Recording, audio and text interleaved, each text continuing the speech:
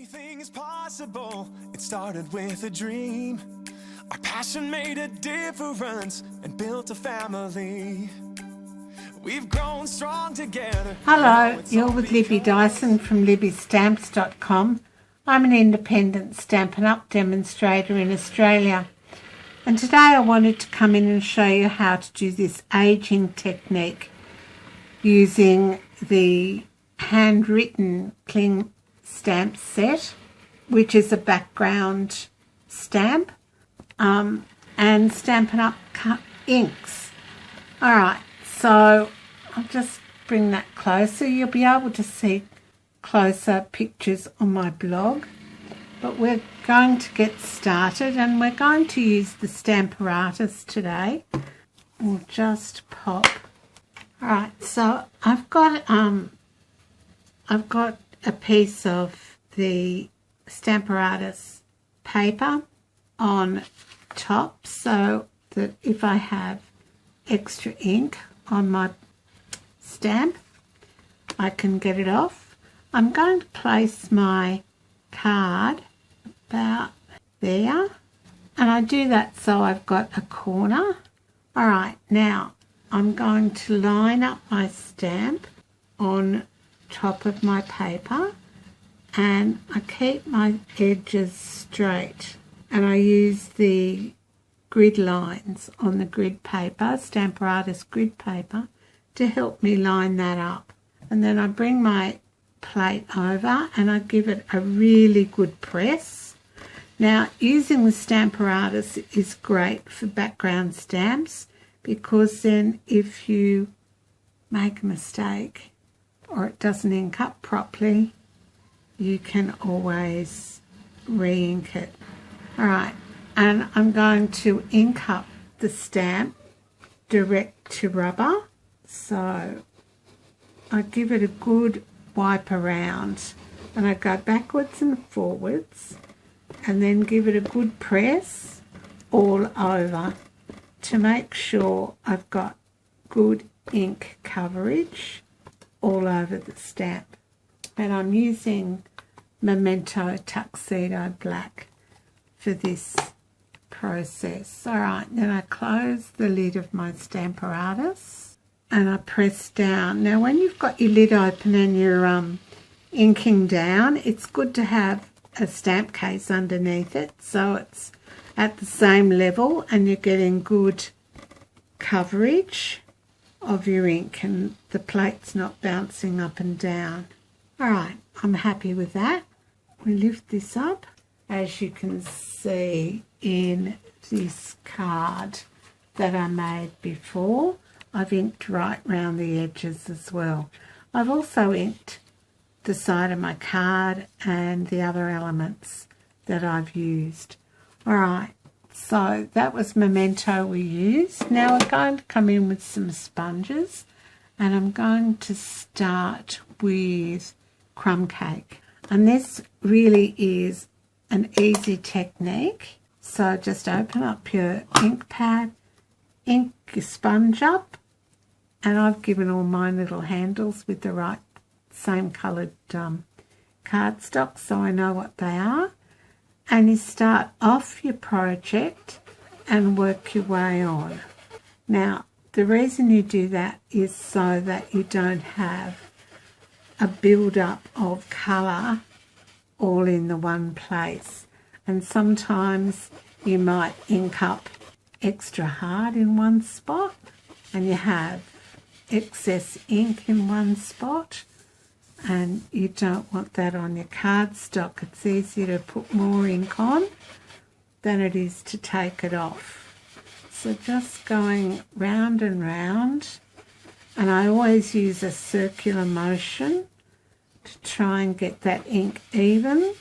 And I'm going to go into the centre of the cardstock as well and just give it a bit of colour, just aging up that card. So you can also make a weak solution of coffee or tea and paint onto your card, but then you'd need to use watercolour paper. So So we might just try a little bit more up here. Then I'm going to come in with some Old Olive. So we're going to use 4 ink pads today, and all in a similar vein, building up colour to make the piece of card, the card front, look old. Now again, start off from the side and work your way on. Now Old Olive is a bit more vibrant than the crumb cake, so you won't need as much on there, but just build up the paper, the colour. And I'm not going to add to the colour in the centre at this time. I've done that with the crumb cake, so just blend that around a bit, and you can already see how this is starting to become aged, if you like. Now I'm going to come in with some Pool Party, and the same again with my sponge. Start off at the edge and just work your way on. Now building up your colour like this gives you different colours as you go. So we've had sort of the crumb cake and the Old Olive, and now we're adding some Pool Party, which is different again.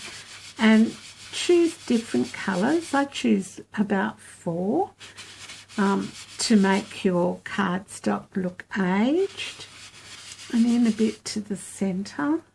So just keep going until you're sort of happy with the build-up of colour, and you've been right round. A bit more in the centre so that it's starting to look a bit aged as well. And you will end up with a messy work surface, so that's why it's good to use grid paper. As you can see, I'm finishing up with my Christmas grid paper. Alright, so that's looking pretty good at the moment. Now I'm going to come in with some Rococo Rose. Alright, so again, same thing. We're going to build up some colour, and this will make it look totally different again. So same again, come off from the edge, and you can see how we've made the edge look quite dark and aged. You can then also go in and use your scissors to make it look aged. I'll show you that technique in a second. So just building up your colour. So choose just different colours out of your ink palette. You don't have to use the same ones as I do. However, if you want to purchase inks or cardstock or the stamp set, they're all available in my online store. Go to libbystamps.com, click on the shop button, and I reward you when you shop with me. I'd love you to shop with me. And also, if you like this video, give it a thumbs up and subscribe to my YouTube channel. I put a new video up every Monday. Alright, now I'm just going to go around in that centre bit, and we've finished adding our colour. Every card front will be different, and the colours we've used are Crumb Cake, Old Olive, Pool Party and Rococo Rose. That's the effect I got on this one. Now, to get a different effect again, just bring in your scissors, open them up, make sure you don't get your hands in the way, and you're just going to rub along the edge, and you're going to get that distressed look. I'm not going to do the whole card. I'll just do one side just to give you an idea, and you can dig in as hard as you want. And then just come back in with one of your sponges and just go down that white edge so that you're taking the colour out. You could do this beforehand if that's what you wanted to do, to give it a more distressed look.